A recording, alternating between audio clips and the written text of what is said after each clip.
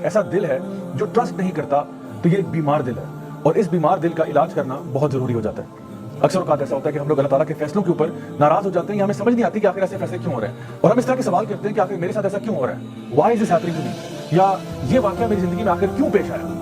اللہ سبحانہ تعالیٰ اپنے نیک بندوں کے بارے میں ارشاد فرماتے ہیں کہ الا ان اولیاء اللہ لا خوف علیہم ولا هم يحزنون، کہ یقیناً جو اللہ کے ولی ہوتے ہیں، جو اللہ کے دوست ہوتے ہیں، نہ تو ان کو خوف ہوتا ہے اور نہ ان کو غم ہوتا ہے، یعنی نہ تو وہ فیوچر کے بارے میں خوفزدہ ہوتے ہیں، کیونکہ ظاہری بات ہے جب انسان فیوچر کے بارے میں سوچتا ہے تو اس کو خوف پیدا ہو سکتا ہے کہ مجھے فلاں چیز میرا بزنس کامیاب نہیں ہوگا، یا مجھے بیماری لگ جائے گی، یا فلاں چیز مجھے کاٹ جائے گی، مطلب یہ اس قسم کے خوف جو فیوچر کے ہوتے ہیں وہ انسان کی زندگی میں آ جاتے ہیں۔ اور پھر ایسا بھی ممکن ہے کہ ایک انسان جو ہے اپنے پاسٹ کے بارے میں غم کرنا شروع کر دے کہ ہائے کاش میں نے یوں کر لیا ہوتا، کاش میں نے ایسا کر لیا ہوتا۔ تو اللہ سبحانہ تعالیٰ فرماتے ہیں کہ جو میرے ولی ہیں وہ نہ تو فیوچر کے بارے میں ڈرتے ہیں اور نہ ہی پاسٹ کے بارے میں غم کرتے ہیں، کیونکہ وہ پورا کا پورا ٹرسٹ جو ہے وہ اللہ سبحانہ تعالیٰ کی ذات پر کرتے ہیں کہ جو ہوگا انشاءاللہ اللہ تعالیٰ کی مرضی کے مطابق ہوگا، اور میں اللہ کی مرضی سے راضی ہوں۔ اللہ سبحانہ تعالیٰ سورہ توبہ میں ارشاد فرماتے ہیں کہ قل لن یصیبنا الا ما كتب اللہ لنا هو مولانا، کہ یقیناً کچھ بھی تمہاری زندگی میں نہیں ہوگا سوائے کہ وہ پہلے سے لکھ دیا گیا ہے، اور اللہ تمہارا مولا ہے، اور مومنین جو ہے وہ پھر اللہ پر ہی توکل کرتے ہیں۔ تو یہ کتنی پاورفل آیت ہے قرآن مجید میں کہ جہاں پہ ہمیں یہ بتایا جا رہا ہے کہ جو کچھ ہوگا وہ اللہ کی مرضی کے مطابق ہوگا، اور یقیناً اللہ کی مرضی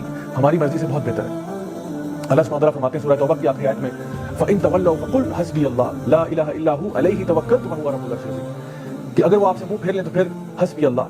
اللہ میرے لیے کافی ہے، لا الہ الا ہو، میں اللہ کے سوا کسی کی عبادت نہیں کرتا، علیہ توکلت، اور اگر توکل کرتا ہوں، اگر بھروسہ کرتا ہوں تو اللہ پر ہی کرتا ہوں۔ کیوں کرتا ہوں؟ وَهُوَ رَبُّ الْعَرْشِ الْعَظِيمِ، کیونکہ عرش عظیم کا مالک جو اللہ ہے۔ تو جب ساری کائنات اللہ تعالیٰ کے قبضہ قدرت میں ہے، جب ہم کہتے ہیں کہ ان اللہ علی کل شیء قدیر، ہر چیز پر اللہ تعالیٰ قادر ہے،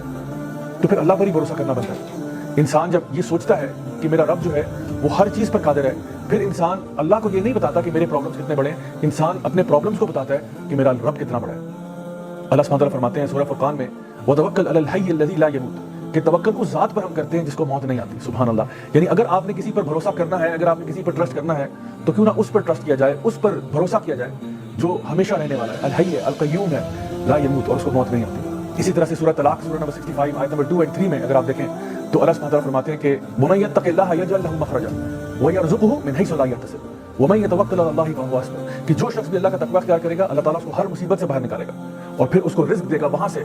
جہاں سے اس نے سوچا بھی نہیں ہوگا۔ اور جو لوگ اللہ تعالیٰ پر توکل کر لیتے ہیں اللہ ان کے لیے کافی ہو جاتا ہے۔ مائی ڈیئر برادرز اینڈ سسٹرز، تھوڑی دیر کی ذرا سوچیے کہ اگر ہم اللہ پر بھروسہ کریں تو اللہ تعالیٰ کہتا ہے میں تمہارے لیے کافی ہو جاتا ہوں۔ تو اگر اللہ ہمارے لیے کافی ہو جائے تو اس کے بعد زندگی میں کوئی ٹینشن رہتی ہے، کوئی پریشانی رہتی ہے؟ سو اس لیے دل کے اطمینان کے لیے، دل کے سکون کے لیے اللہ تعالیٰ پر بھروسہ کرنا سیکھیں،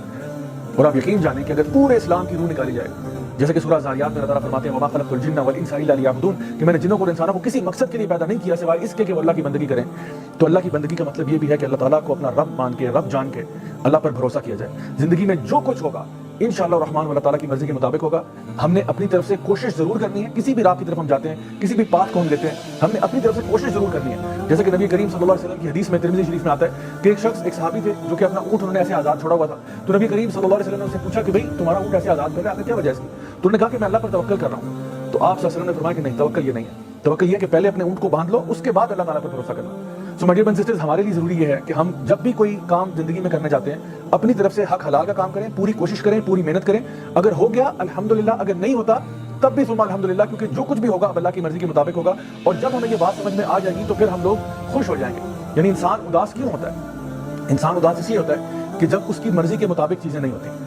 ہم یہ چاہتے ہیں کہ ہر چیز جو زندگی میں ہوگی وہ ہماری مرضی کے مطابق ہوگی، لیکن the fact of life is کہ زندگی میں کئی چیزیں ایسی ہوں گی جو آپ کی مرضی کے مطابق نہیں ہوں گی، نہ ہی وہ آپ کے ٹائم ٹیبل کے مطابق ہوں گی۔ جو ایمان والے لوگ ہوتے ہیں وہ یہ بات جانتے ہیں کہ جب بھی جو کچھ بھی ہوگا وہ اللہ تعالیٰ کی مرضی کے مطابق ہوگا، اور اللہ العلیم ہے، الحکیم بھی ہے۔ اللہ میرے سے علم میں بھی زیادہ ہے، اللہ تعالیٰ حکمت میں بھی مجھ سے زیادہ ہے، تو اس لیے اللہ کا جو فیصلہ ہوگا وہ میرے فیصلوں سے بہتر ہوگا۔